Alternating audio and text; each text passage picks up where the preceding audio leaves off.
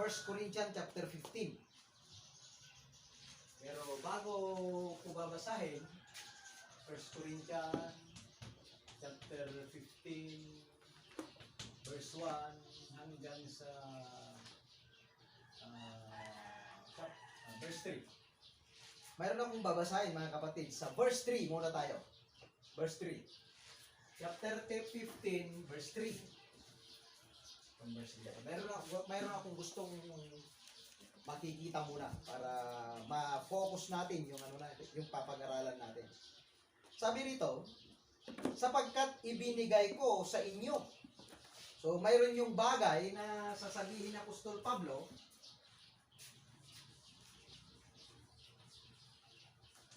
na ibibigay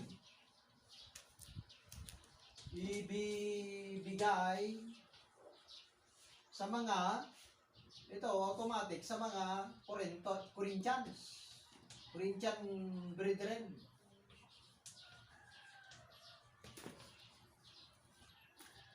Okay. May ibibigay daw sa kanya. At yung ibibigay sa kanya, sabi niya, itong pinakamahalagang katuruan na tinanggap ko rin. Kanino niya tinanggap? Kay Kristo. So yung ibibigay niya ay isang, sabi niya, napakahalagang. Sarap pakinggan daw. Angaw. Napakahalagang katuruan na galing, sabi niya, kay Kristo. Kung mahalaga sa mga taga-Korinto, hindi kaya mahalaga sa atin?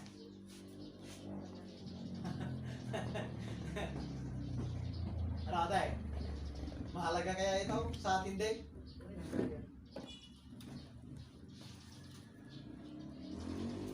Katuruan daw ni Kristo ito. So kung katuruan ni Kristo, hindi katuruan ni Brother Gine. Hindi katuruan ni Brother Tony. Hindi katuruan ni Pablo. Kundi ang sabi ni Apostol Pablo, sapagkat ibibigay ko sa inyo itong napakahalagang katuruan na tinanggap ko. So ito ay tinanggap na Apostol Pablo. Kaya katuruan, tinanggap niya. Tinanggap ni Apostol Pablo itong katuruan na mahalaga na ibibigay daw niya sa mga taga-Korinto. Kung importante at mahalaga ito na ibigay niya sa mga taga-Korinto, importante rin kaya sa atin na tanggapin natin o matuto tayo sa napakahalagang katuruan na yan. Yun yung mga dapat nating tingnan sa bersikulo na yun, mga kapatid. Para kapag anuman, dapat doon mamumuld yung yung kaisipan natin sa pananampalataya natin. Sa katuruan ito na nanggaling kay Kristo na napaka-importante na maibigay sa mga taga-Korinto, na maibigay din sa ating mga taga San Isidro. Nagbukal San Isidro. Okay? So ilalagay natin yung pangalan natin doon. Si Kristo, sabi niya, namatay dahil sa ating mga kasalanan. Isa, yung sinasabi niyang napakahalagang katuruan, sabi niya, si Kristo daw ay namatay para sa ating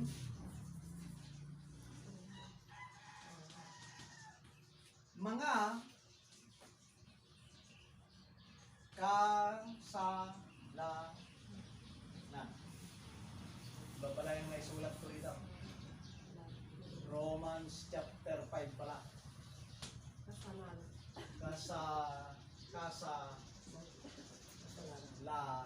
Sin.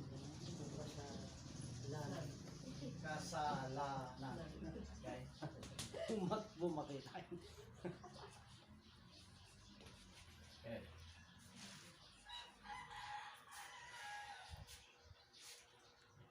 Tapos parigan si Kamarap.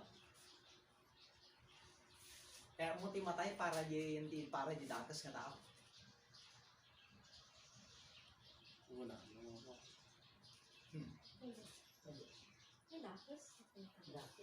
Tapos parigan, paray ba na din yan?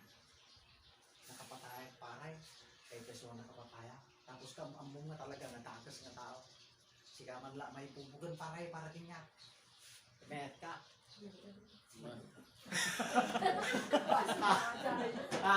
Basag na din marada. Dapat lang isumutin. Kaya may pupuk lang kanya hanggang matay.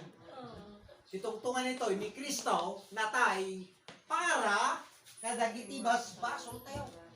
Sika ka may pupuk ka lang makarwar ka mo lang. Dimpay kaya gayam.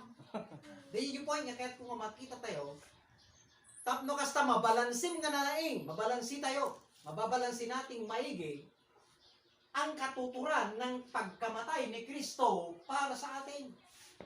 Kasi kung minsan napakadaling sabihin na ay si Kristo namatay para sa aking kasalanan. Parang napakadali. Pero subukan mo ngang kahit mapriso lang para sa isang taong makasalanan. Kaibigan mo pa yun, best friend mo. Hindi mo kaaway. Ito, si Kristo, kaaway tayo. Pero willing pa rin siyang ibinigay ang kanyang buhay para sa makikita nyo yung gravity o yung kung halimbawa man ay how density, yung talagang napakabigat na tanggapin o gawin, pero ginawa niya para sa atin.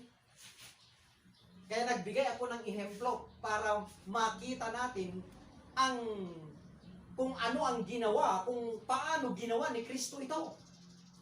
Bakit ganun na lamang ang kanyang ginawa? Kaaway tayo, makasalanan tayo, pero ibinigay niya ang kanyang buhay para sa atin. Gayong sa atin, kahit mapriso lang, ayaw pala natin. Hindi ka pa mamamatay doon. O pwede kang makalabas. Di ba? So, ma-appreciate natin ngayon yung ginawa ni Kristo para sa ating mga kasalanan. Ipagpatuloy natin, mga kapatid, sabi niya. Para sa ating mga bilang katuparan sa sinabi sa kasulatan. So, sinasabi ng kasulatan na talagang may mamamatay para sa ating kasalanan.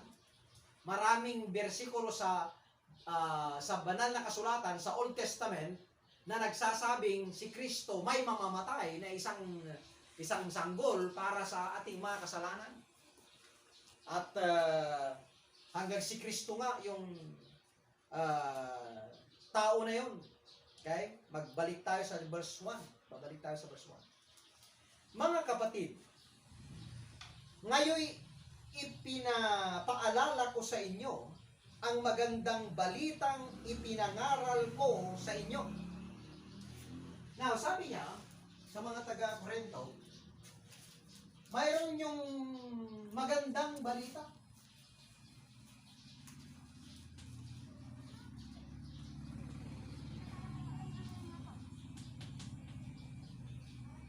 So, tanay pintas, kung mayroong magandang balita, halimbawa dito, may relief god. May relief gods na darating dito sa Nagbukal. Walang pinipili. Basta taga Nagbukal. Punta kayo lahat sa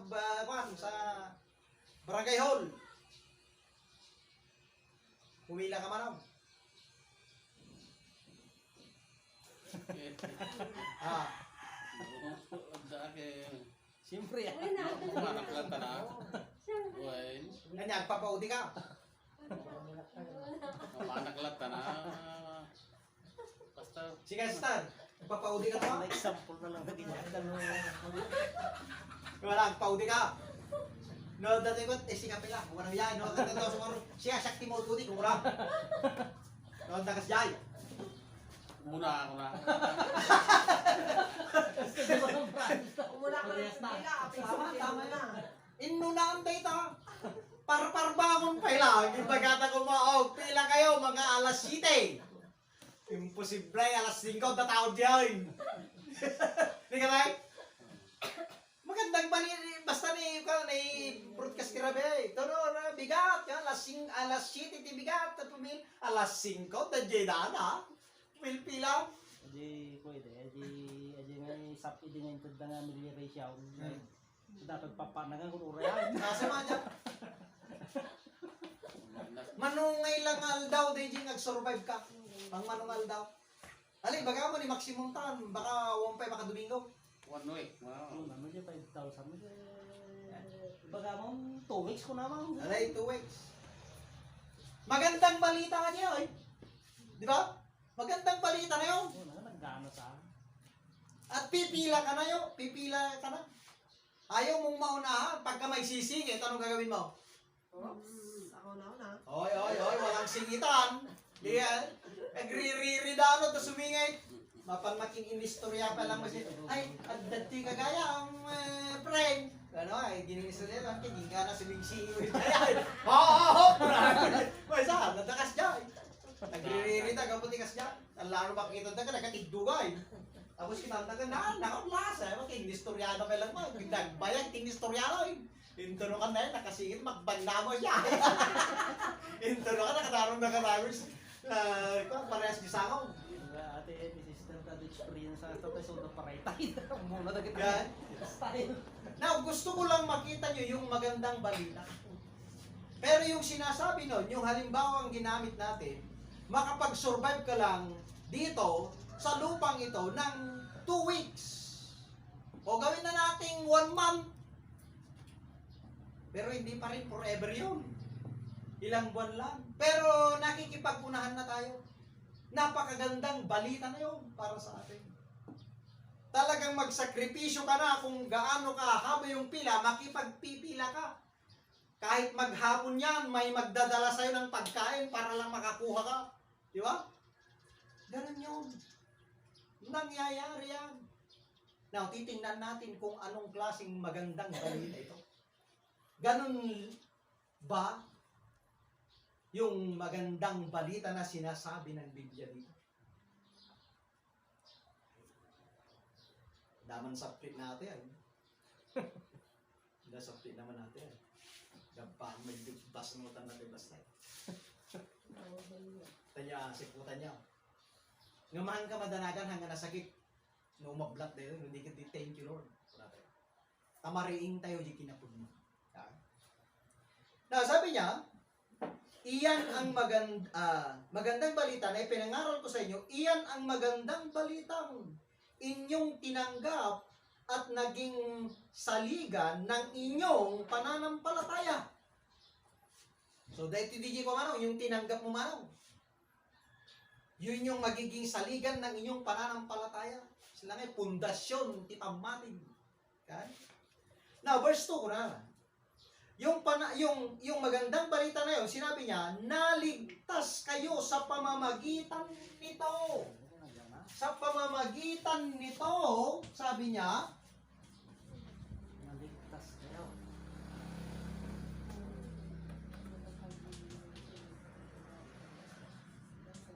sa pamamagitan nito, ano? Naligtas kayo. At least naligtas ka ng 1 month nang walang pagkain. Okay? Pero ito iba. Buhay na walang hanggan ang sinasabi nito. Buhay lang yon ng ilang buwan. Pagkain lang. Okay? Pero ito, sinasabi niya, yung magandang balita na ito ay makapagliligtas sa'yo. Pintas mo yan? Ay, pintas ba day? Kaya yung amuan, mandi yung kaya. Aman, brother. Nakapintas ah. Ang napintas. So makikita mo, magkaka-interest ka ngayon. Bakit? Nagka-interest ka ngayong sinabi kagabi na relief na ilang linggo lang makapagbibigay sa'yo ng buhay. Okay? Ito, iba yung sinasabi niyang klaseng buhay. Hindi lang dito, kundi mayroon pa sa kabilang buhay. Yon, mamamatay ka, wala na yung relief na yun. Pero ito, kahit mamatay ka, mayroon ka pang buhay na susunod. Yun yung talagang magandang balita na sinasabi rito ngayon. Di ba? Nasabi niya, ipagpatuloy natin. Kung matatanggap ninyong pinanghahawakan ang salitang ipinangaral ko sa inyo, dahil kung hindi, ano daw ang dapat gawin dito sa magandang balita na ito? Na siyang makapagliligtas. So, sabi niya, hawakan. Panghawakan mo. Linyan tukay. Tigdugas na ito, uray pa tigdog. Basta at least makaalam. Panghawakan mo yung linya mo. Para ganyan. Tano damaalam, tano pumanaw kadtam, damdama sa bakit idagtan. Ang posisyon lang. Oo na. Mudaga kumagal. Pagkaman yung ligo din ah. Kaya kahit anong mangyari, sabi na Apostol Pablo, panghawakan ninyo ito. Panghawakan ninyo ito. Okay? Sapagkat ibinigay ko sa inyo itong pinakamahalagang katuruan na tinanggap ko kay Kristo. Yun yung tinanggap na Apostol Pablo. Sabi niya, itong magandang balitang ito ay tinanggap ko kay Kristo, hindi kung kani-kaninong nanggaling, hindi sa Facebook, hindi sa Robinson, kundi galing kay Kristo mismo. Sabi niya, na katulad na Kristo, si Kristo'y namatay. So, yung magandang balita na sinasabi, na itinuro ng Apostol Pablo, si Kristo ay namatay dahil sa ating mga kasalanan bilang katuparan sa sinasabi ng kasulatan. So, kung panghawakan mo,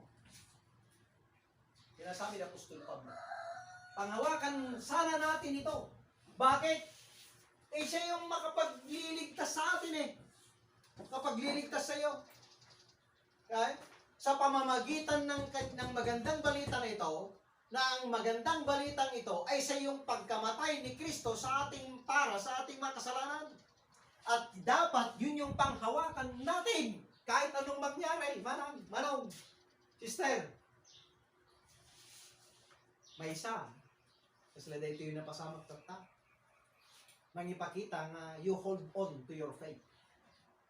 Tapos parigan na DJ ko, nagbaliw nga rin schedule tayo. Pero sa napadpadasin mi nga makitinulong kinyayo. Padpadasin mi nga at least masukat-sukat di yung trabaho kinyayo tapos ma-inspire kayo. Kami kahit malbalin nga mapukaw, dayjay pang kumakoy daytoy. Panangkita yo iti daytoy nasaya at nga damag na daytoy nga ni Kristo na tayo gamo kadili ibasma.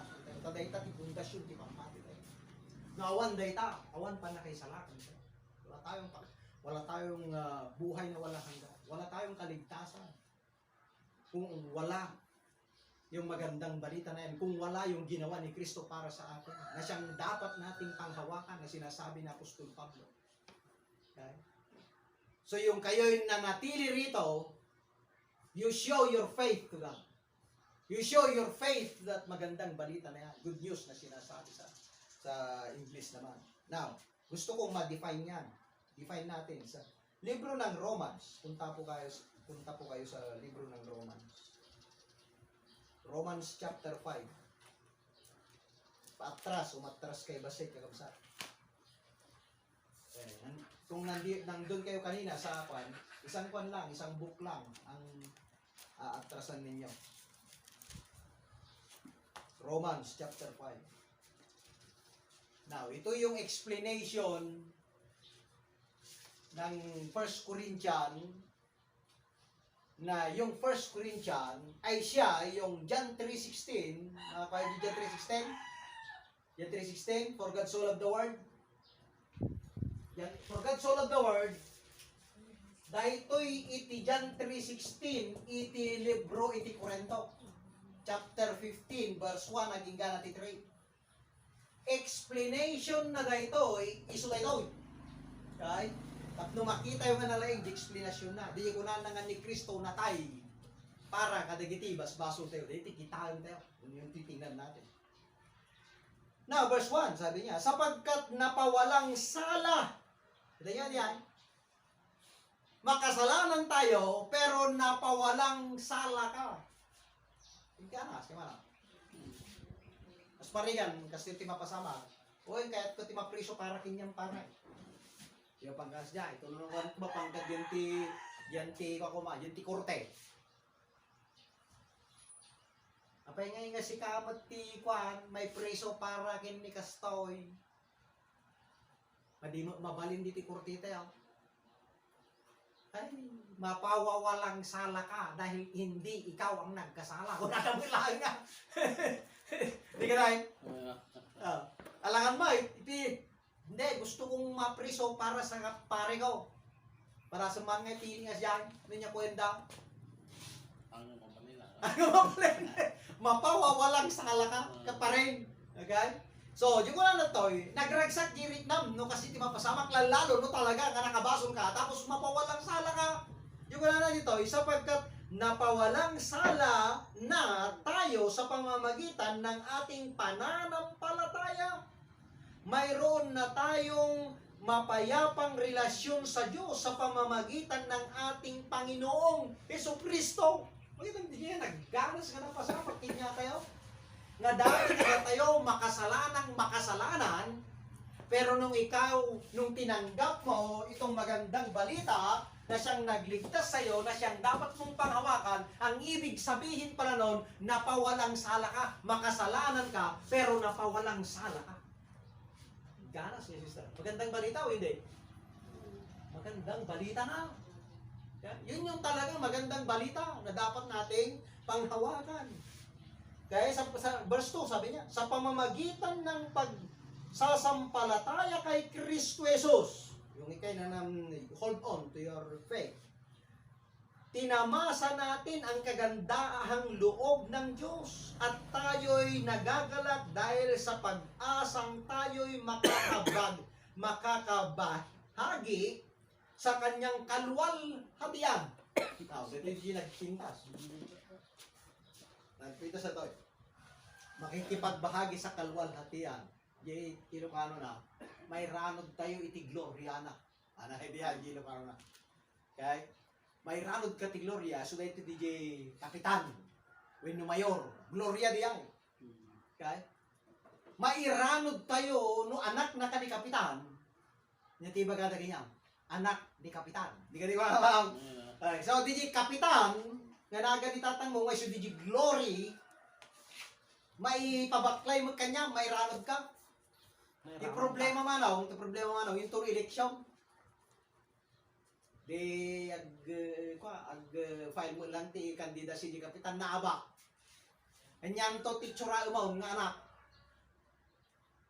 Anak ni ex-kapitan. Ex-kapitan. Medyo ang napintas nga din giray. Sige tayo mga kabiyan. Okay. Ngam dayto nung ikay nanampalataya kay Kristo, jay glory ako na ng Diyos. Ayan ko na anak ti Diyos. Anyangay kumadji kapitan, anyangay kumadji mayor, anyangay kumadji congressman, anyangay kumadji senador, anyangay di presidente ti gloria nga Dios na po natin. Kaya ngam no duma mas kay tayo tagbalay nga anak ni kapitan kaysa anak na po Dios. Kaya kamsal. Kasi mas proud tayo nga ay anak na ni mayor, kung ano yan. Ngam no na po Dios ka ba dito? Wala mo. Pabakas la kababain nga anak na po Dios. Ha? Mas lang na powerful, di Gloria ni Kapitan, ni Mayor, kasi di Gloria na po Diyos. Na dahi gloria ni Apo Diyos, iso ti makatulong ti panakaisalatan ti may salata. Yung ni Mayro nga, yung may tulong na ganyan ito, kasi para yung may tipapataya, inawanay, awan. Tapos nung nalpas ni eleksyon, naabat ni Mayor, anak ni ex-mayor, awanay, nga sa lunsod, kano nga yung arti pa nagbubutos mo ti Diyos. Sa dati eleksyon, ti Diyos, awan. So, haang ka nga pulos nga mapukawan, nga kunana, anak na ka ti Diyos. Never ngagbalin ka nga anak ti ex-Diyos. Apa, yaw mo panakabak na itatang tayo. Di gloria ko na nga pakiraludan tayo. Kaya na verse 3. Hindi lamang yan. Ikinagagalak din natin ang mga kahirapang ating tinitiis dahil alam nating ito'y nagbubunga ng pagtitiyaga.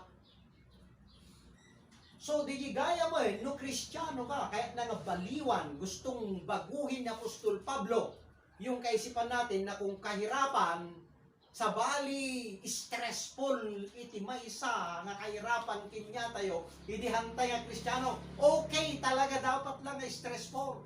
Stressful. No Kristiyano kan, sabi niya, mayroong ginagawa ang Diyos kung mayroong ganyang experience ang isang Kristiyano na nagdaranas ng kahirapan. Mayroong gustong ituturo ang Panginoon sa atin na sinasabi niya, magbubunga yan ng pagtitiyaga. So, God is educating you. Hindi mo lang kasi naintindihan yung ginagawa niya, kaya mayroong paghihirap na nadaranas. Pero ang ginagawa pala ng Diyos, kung mayroong nangyayaring ganyan, sabi niya, itinuturuan lang niya tayong maging matyaga. Na susunod, verse 4. Okay? At ang pagtiyatyaga, so nagle-level up ka na ngayon. Kaya bilang isang Kristiyano, magle-level up tayo. So, pagtiyatyaga, sabi niya, ay nagbubunga ng katatagan. So, ang gustong gawin ng Diyos sa atin ay maging matatag tayo. Kaya dapat you need to undergo from grade 1 to grade 6. Parang ganoon din. So, yung palang sinasabi rito, yung palang kahirapan ay parang isang grade 1. Di ba man? Nagsursuro kag surat, nagrigat. Mabawot pa itima. Ngaminto no grade 2 kan, kay madimot tayo nga nahirapan. Di ka tayo? Ganon din ang gustong gawin ng Diyos sa atin. Okay? Kung tayo isang Kristiyano na, gusto niya tayong matuto sa buhay na ganon. Hanggang sa ma-develop tayo, sabi niya, katatagan, at ang katatagan naman nagbubunga ng pag-asa. Diba nung naka-eskwela ka, nakagraduate ka ng school ay, makita mo na dati pag-asa, uri ginaganak mo, ada pag-asa, maka-eskwela rin ka na. Nung ay drop dyan ako manaw, wingiwing ka mga wingiwing. Yan ay? Nga muray pa no kasya, no talaga nga, aligaid naman, mabar niya kasi kanya nga nakadamdambal mo, nga malay, karigata naman latate pa nag-isiskwila mo, basta mali na kita gabsay, basta kayo gabsay. Dudawan lang tiwa. Dudawan na balon. Parang iskwila. Pangbalon lang gapti, purpose na yung panag-iskwila. No, at least, sa danamnama. No, nakagraduate mo. Tilukaw, nakagraduate. Wala naman yung tatay na. Mapamumay ito dyan, tiwa, makaalaman ti diploma. Okay? At to, likas jaya lang. Hindi ay skula. Matikpay, mabayinak pa'y kidya nga pa. Matikpay na ewan, nagiti parents ko. Nakikinuyog ko mga kaklasmate na wangarog ki ribbon ba? Awan ribbon ko. So mabayina nga umayanid ay ba ni tatang ko kas lang mamagpuyog kanya kaw mo la ribbon ko. Sikat tulad tamang puyog yung kanya bro. Nakikinuyog kami mga awan kaklasmate ay. Nalpas ni graduation. Yung text time gaji pa nag-develop ito utak kita. Eh di ba college sakin eh. Api sa bali mo tenti utak ka. Kasla pimarta mo tayo nga ni mathematics kas kadaw ka kasla nagbimat tayo so ka. May apo Diyos, iyan nararamid mo iti utak ka. Kaya nakadamdam bula. Dito kasla ako. So nga, hantay lang nga ma-discourage. Titi point. Nga kaya na niya po. So nga, dadijay, kahirapan. Nga umay kanya tayo. Pero, tulungan na ka. Magtyaga ka lang. Hanggang sa may pag-asa doon. May pag-asa dyan. Parang gano'n. Yung gusto niyang matuto tayo sa gano'n. At hindi tayo binibigo ng pag-asang ito. Makita diyan? Awan nga pulos, iti failure, iti dahil proseso ni Apo Diyos nga ginagawa niya sa atin. Paano kayo kapsa? So, huwag kang mag-alala. There's no failure on that. Sabi niya, pagpatuloy lang natin. There's no failure. Okay? Ito sapagkat ang pag-ibig ng Diyos ay binuhos na sa ating mga puso sa pamamagitan ng Espiritu Santo, may tumutulong pala sa atin na ipinagkaloob sa atin ng Diyos. Good news! Uray maimpay, mayroong kahirapan, kahit man may kahirapan, pero may Holy Spirit, sabi niya, na ipinagkaloob ng Diyos, kaloob ng Diyos, sabi niya, na tumutulong sa atin. So what? Wala man na narigat. Eh, Brad, Wala. dapat tayo, dapat kadwak.